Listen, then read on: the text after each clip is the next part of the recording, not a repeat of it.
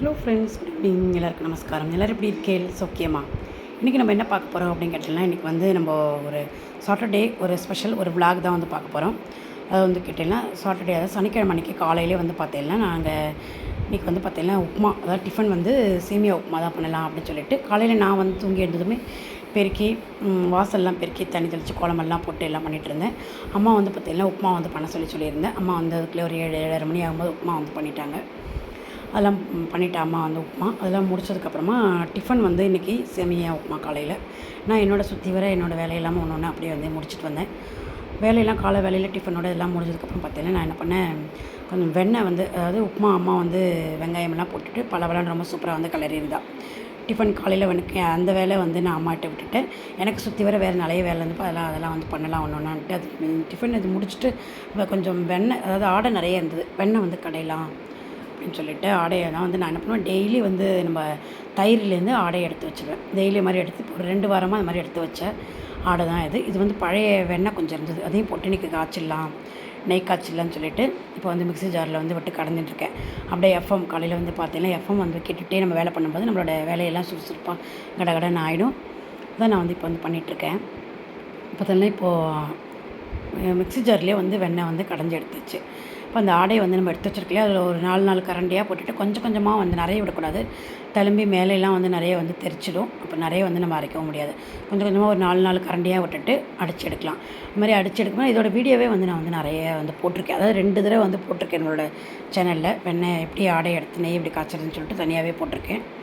இன்றைக்கி காலையில் நான் வந்து இன்றைக்கி ஃபுல் விளாக் போட்டுருக்கிறதுனால இன்றைக்கி வந்து சாட்டர்டே, அதாவது எப்போ சனிக்கிழமை இல்லை ஞாயிற்றுக்கிழமை ஏதாவது ஒரு நாள் 10 நாளைக்கு ஒருக்க 15 நாளைக்கு ஒருக்க அந்த மாதிரி வந்து நான் வெண்ணெய் வந்து மாதிரி எடுத்துருவேன். வெண்ணெய் எடுத்து நெய்யும் வந்து காய்ச்சி எடுத்து வச்சுருவேன். ஆடை வந்து நிறைய சேர்ந்து ஆச்சுன்னா அது மாதிரி வந்து எடுத்துருவேன். அப்படியே கடைஞ்சி எடுத்து பாருங்கள். இப்போ பாருங்கள், நம்ம ஒரே ஒரு தடவை ஒரு 4 கரண்டி விட்டு எடுத்தது இந்த வெண்ணெய் எவ்வளோ வந்து அழகாக வந்திருக்கு, சூப்பராக. அப்படின்னு நான் உங்களுக்கு காட்டுறதுக்காக அப்படியே கரண்டியாலே ஓரமாக ஒதுக்கி அப்படி காட்டின்னு இருக்கேன். மிக்சியில் வந்து நம்ம ஃபஸ்ட்டு அரைக்கும் போது கொஞ்சம் கெட்டியாக ஆகும். அப்புறமா கொஞ்சம் ஒரு சுட்டு தண்ணியை விட்டுட்டு நம்ம அடித்து கொஞ்சம் ஒரு 2-3 தடவை அடித்து இந்த மாதிரி பண்ணணும். அடித்து அந்த மாதிரி அழகாக தண்ணியாக உருண்டே நமக்கு வந்துடும். இப்போ இந்த மாதிரி சூப்பராக ஒரு வெண்ணெய் வந்து நமக்கு அழகாக எவ்வளோ வெண்ணெய் வந்திருக்கு பாருங்கள். இதை வந்து நான் வந்து இப்போ எல்லா வெண்ணையும் ஃபுல்லாக வந்து இப்படியே உங்களுக்கு எடுத்துகிட்டு காட்டுறேன். இதே மாதிரியே கொஞ்சம் கொஞ்சமாக வெண்ணெயை எடுத்து வச்சு நான் இப்போ நிறைய மாதிரி ஒரே தடவை ஒரே நிலையே வந்து நமக்கு காய்ச்சி நிறைய கிடைக்காது. ஒரு பாத்திரம் 2 பாத்திரம் ஆற வரைக்கும் நம்ம ஆடையை டெய்லி ஒரு 10 நாள் 15 நாள் வரைக்கும் நம்ம அப்படியே ஆடையை சேர்த்து எடுத்து வச்சுக்கணும். எடுத்து வச்சுட்டு நம்ம கடையும் போது நமக்கு நிறைய வெண்ணெய் நெய்யெல்லாம் வந்து கிடைக்கும். அதே சமயம் மோரும் வந்து நமக்கு கடைஞ்ச மோரும் நல்லாயிருக்கும், அதுவும் வந்து கிடைக்கும். அதுவும் வந்து நீங்கள் மோர் குழம்பு எல்லாம் வைக்கிறதுனால யூஸ் பண்ணிக்கலாம். நீங்கள் சிலிப்பிட்டு குடிக்கிறதுனாலும் இதில் பெருங்காயம்லாம் போட்டுட்டு குடிக்கலாம். இப்போ அடுத்த இடம் வந்து நான் வந்து போட்டுட்டு இப்போ இதையும் வந்து கடைஞ்சிக்கிறேன். இப்போ மிக்ஸி ஜாரில் அடுத்த இடம் வந்து போட்டிருக்கேன் நான். இப்போ கொஞ்சம் அடுத்து ஒரு 4 கரண்டி கூட போட்டுக்கிறேன் வெண்ணெய், அதாவது ஆடையை மாதிரி போட்டு நம்ம இதே மாதிரி ஃபுல்லாக வந்து நம்ம கடைஞ்சிட்டு எவ்வளோ வந்திருக்கு, எப்படி நான் வெண்ணெய் எடுத்து நெய் வந்து எப்படி காய்ச்சுறேன் அப்படிங்கிறதையும் ஒன்று அப்படியே மேலாக வந்து காமிச்சிருக்கேன். இதுதான் இன்றைக்கி என்னோடய காலையிலேயோ முக்கியமான மெயின் வேலை. இது ரொம்ப பெரிய வேலை தான் இது. இப்போ இந்த மாதிரி வந்து வெண்ணெயெல்லாம் ஃபுல்லாக வந்து எடுத்து வச்சு இது வந்து வீட்டுக்காக கொஞ்சம் எடுத்து வச்சுட்டேன். வெண்ணெய் எதுக்காக யூஸ் பண்ணணுன்னா பண்ணிக்கலான்னு. நமக்கு இத்தனை மோர் வந்து இன்றைக்கி வந்து நமக்கு கிடச்சிருக்கு. வெண்ணெயும் வந்து இத்தனை வெண்ணெய் வந்து கிடச்சிருக்கு. பழைய வெண்ணெயும் கொஞ்சம் இருந்து அதையும் கூட சேர்த்து இன்றைக்கி வந்து காய்ச்சிடலாம் அப்படின்ட்டு கொஞ்சமாக எப்பயும் ஒரு 2-3 ஸ்பூன் வெண்ணெய்க்கு வந்து கொஞ்சம் எடுத்து வச்சுருவேன். எதுக்காவது வெண்ணெய் வேணும்னா வெண்ணெயாக எடுத்துக்கலாம் அப்படின்னு சொல்லிட்டு. இப்போ நம்ம பொண்ணு வந்து பன்னீர் மாதிரி எதாவது பண்ணுறா அப்படின்னாலும் அதுக்கும் வந்து வெண்ணெய் வந்து எடுத்துப்பா. அதுக்கு இல்லாமல் நமக்கு வெண்ணெய் வேணுங்கிறனால கொஞ்சம் வெண்ணெயும் வந்து கொஞ்சம் எடுத்து வச்சுருவேன்.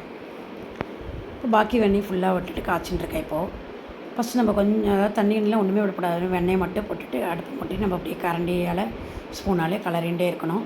மூரெல்லாம் இருக்கிறதுனால கொஞ்சம் உங்களுக்கு அப்படியே கொஞ்சம் வரும்போது கொஞ்சம் அப்படிலாம் இதாக இருக்கும். இப்போ நான் வந்து பார்த்திங்கன்னா கொஞ்சமாக வெந்நீர் விட்டுட்டு பாத்திரம் மோரெல்லாம் வந்து தயிரெல்லாம் வந்து கடைஞ்சோம் இல்லையா, அதுக்கெல்லாம் வந்து பார்த்திங்கன்னா வெந்நீர் விட்டு கொதிக்க வச்சு நல்லா விட்டதுக்கப்புறமா அது நல்லா உங்களுக்கு, அதாவது அந்த கடைச்ச பாத்திரம்லாம் சொல்கிறேன், அந்த பாத்திரம் இந்த நெய் பாத்திரத்துக்கெலாம் வெந்நீர் விட்டு நல்லா கொதிக்க வச்சு விட்டதுக்கப்புறம் அது நல்லா உங்களுக்கு அந்த பிசுபிசுப்புலாம் இல்லாமல் இருக்கும், தேய்க்கிறதுக்கும் சௌகரியமாக ஈஸியாக இருக்கும். அதுக்காக நான் வந்து பார்த்திங்கன்னா அதான் வந்து சொல்ல வரேன்.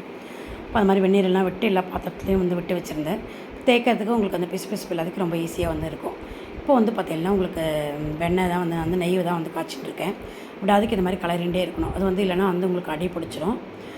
கொஞ்சம் இடைக்கி இப்படி கலரிண்டே இருக்கணும். இப்போ பாருங்கள், நான் ஃபுல்லாக வந்து காய்ச்சாச்சு. நல்லா வெண்ணெய் வந்து நல்லா காய்ச்சி எடுத்து நல்லா அது கலர் மாதிரி ஒரே மஞ்சள் கலராக இருக்கக்கூடாது, நல்லா இந்த மாதிரி நல்லா மெரூன் கலராக ஆறுன வரைக்கும் நம்ம வந்து ஸ்பூனால் கலரிண்டே இருக்கணும். இப்போ நம்மளோட வெண்ணெய் வந்து நல்லா சூப்பராக காஞ்சி நெய் வந்து ரெடியாக எடுத்து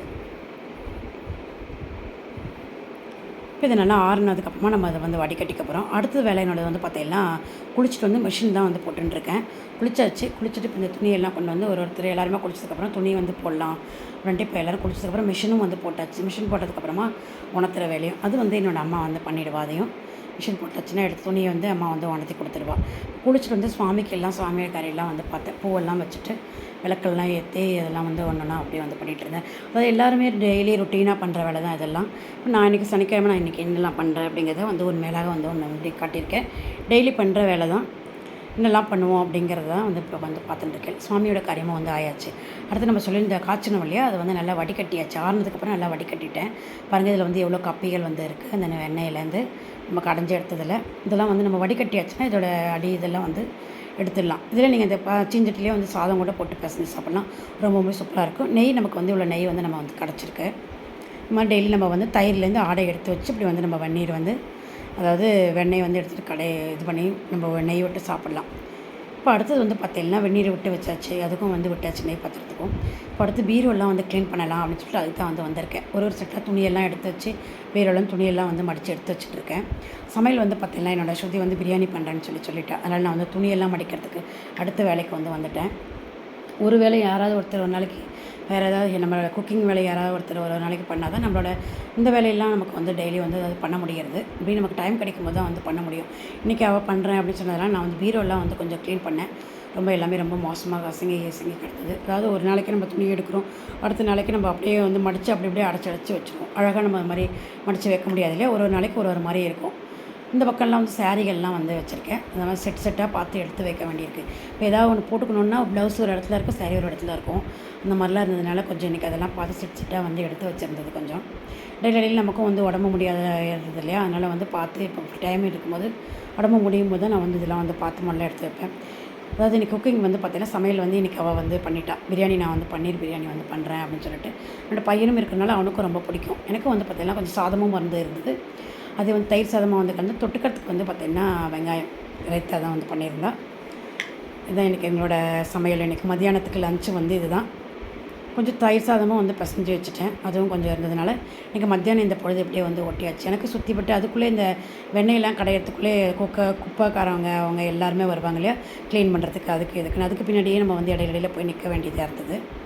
அப்படியே கொஞ்சம் நேரம் ரெஸ்ட் எடுத்தாச்சு, கொஞ்சம் நேரம் சாப்பிட்டு தூங்கி எழுந்தாச்சு. ஒரு 3:30 மணி ஆகும்போது எழுந்து வந்ததுமே வந்து நமக்கு காஃபி குடிக்கணும் இல்லையா, காஃபி குடிச்சு டீயோ காஃபியோ ஏதோ நம்மளோட பழக்கம் குடித்தா தான் அடுத்த வேலைக்கு நமக்கு வந்து போக முடியும். அடுத்து வந்து நம்ம வேலை எதாவது பண்ணணும் அப்படின்னா நமக்கு வந்து கொஞ்சம் ஃப்ரெஷ்ஷானோன்னா நமக்கு வந்து கொஞ்சம் தூங்கி எழுந்தது ஏதாவது ஒன்று குடித்தா தான் முடியும். இப்போ வந்து பார்த்திங்கன்னா சூடாக வந்து காஃபி தான் வந்து கலந்துருக்கேன். அம்மா அப்பாலாம் வந்து ஏற்கனவே வந்து காஃபி வந்து குடித்தாச்சு. அம்மா அப்பா என் கூட இருக்கிறனால அவள் வந்து முன்னாடியே அம்மா வந்து காஃபியெல்லாம் பால் காய்ச்சிட்டு காஃபி வந்து அவள் வந்து குடிச்சிடுவாள். இப்போ நானும் கார்த்தியும் தான் வந்து இப்போ குடிச்சிருக்கேன். இப்போ எனக்கு வந்து கலந்து வச்சுருக்கேன். காஃபி குடிச்சு தான் அடுத்து என்னால் பேசவே எனக்கு தெம்பு வந்து வரும். தூங்கி எழுந்து காலையிலே ஆனாலும் சரி சாயந்தரம் ஆனாலும் சரி அந்த காஃபி குடிச்சதுக்கப்புறம் தான் நமக்கு ஒரு ஃப்ரெஷ்ஷாக நமக்கு வந்து அடுத்த வேலையே வந்து ஓடும். எல்லாருக்கும் அப்படி தான் நினைக்கிறேன். உங்களுக்குலாம் எப்படிங்கிறது எனக்கு ஒரு கமெண்ட்ஸ் பண்ணுங்கள்.